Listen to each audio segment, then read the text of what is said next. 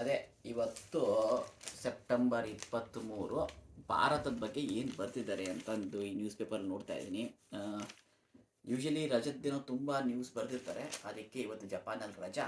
ನಾನು ಒಂದೇ news paper ತೊಗೊಂಬಂದಿದ್ದೆ. First ಏನು ಅಂತ ಹೇಳಿದ್ರೆ ನೋಡಿ, ಮೋದಿಯವ್ರ ಫೋಟೋ ಹಾಕಿದ್ದಾರೆ, ಶಿ ಮತ್ತು ಪೂಟಿನ್ ಇದ್ದಾರೆ.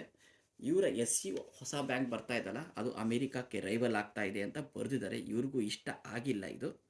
ನೋಡಿ ಬರ್ತಿದ್ದಾರೆ, ಮೊದಲು developing nations are trying to become rival of America ಅಂತ ಸ್ವಲ್ಪ ಇದು ನ್ಯೂಸ್ ಆಗಿದೆ. ಸೆಕೆಂಡ್ ಏನು ಅಂತ ಹೇಳಿದ್ರೆ, ಇಂಡಿಯಾದಲ್ಲೂ ದೊಡ್ಡ ನ್ಯೂಸ್ ಆಗಿದೆ. ಏನು ಅಂತ ಹೇಳಿದ್ರೆ H1B ವೀಸಾ, ಇದ್ರ ಬಗ್ಗೆ ಬರೆದಿದ್ದಾರೆ ಡೀಟೇಲಾಗೆ.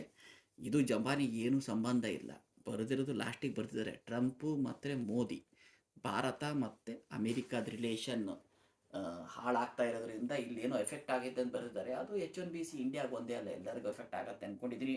ಬಟ್ ತುಂಬ ಡೀಟೇಲಾಗಿ ಬರೆದಿದ್ದಾರೆ ನೋಡಿ. TCSಗೆ ಲಾಸ್ಟ್ ಇಯರ್ 5,505 ವೀಸಾ ಸಿಕ್ಕಿದೆ H1B. ಅಮೆಝಾನ್ಗೆ ಜಾಸ್ತಿ, last tech Mahindra, Wipro, HCL, Infosys, Google, Apple, Meta, Microsoft ಅಂತೆಲ್ಲ ಬರೆದಿದ್ದಾರೆ. ನನಗೆ H1B ವೀಸಾ ಸಿಗಲಿಲ್ಲ ಅಂದರೆ ಅದೇನು ನಮ್ಮ ದೇಶ ಅದರಿಂದ ಏನು ಮುಳುಗೋಗೋದಿಲ್ಲ ಅಂದ್ಕೊಂಡಿದ್ದೀನಿ. ಮೀಡಿಯಾನು ತುಂಬ ಹೈಪ್ ಮಾಡ್ತಾ ಇದ್ದಾರೆ. ಇನ್ನೊಂದು ನ್ಯೂಸ್ ಏನಪ್ಪ ಅಂತ ಹೇಳಿದ್ರೆ, ಭಾರತದ ನಮ್ಮ ಸೆನ್ಸೆಕ್ಸು ವಾಪಸ್ ಬರ್ತಾ ಇದೆ ಬರೆದಿದ್ದಾರೆ, ಮೇಲೆ ಹೇಳ್ತಾ ಇದೆ ಅಂತ ಅದೆಲ್ಲ ಕಾರಣಗಳು ಬರೆದಿದ್ದಾರೆ ಏನೇನು. ಬಟ್ ಏನಪ್ಪ ಅಂತ ಹೇಳಿದ್ರೆ ಅವ್ರು ನೋಡಿ ಬರೆದಿದ್ದಾರೆ, ಯಾರು ಮಾರಿದ್ರು ಯಾರು ತೊಗೊಂಡ್ರು ಅಂತ ಏನೇನೋ ಇದೆ. ಅದರಲ್ಲಿ ನೋಡಿದ್ರೆ ಭಾರತದವರೇ ಜಾಸ್ತಿ ನಮ್ಮ ಸೆನ್ಸೆಕ್ಸ್ ತೊಗೊತಾ ಇರೋದು. ಅದಾದಮೇಲೆ Africa, south Africa.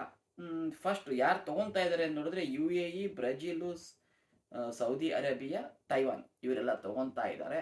So Sensex ಮೇಲೆ ಹೋಗ್ತಾ ಇದೆ. ಈ ಥರದ್ದೆಲ್ಲ ಭಾರತದ ಸುದ್ದಿಗಳು ಬಂದಿದೆ. Thank you.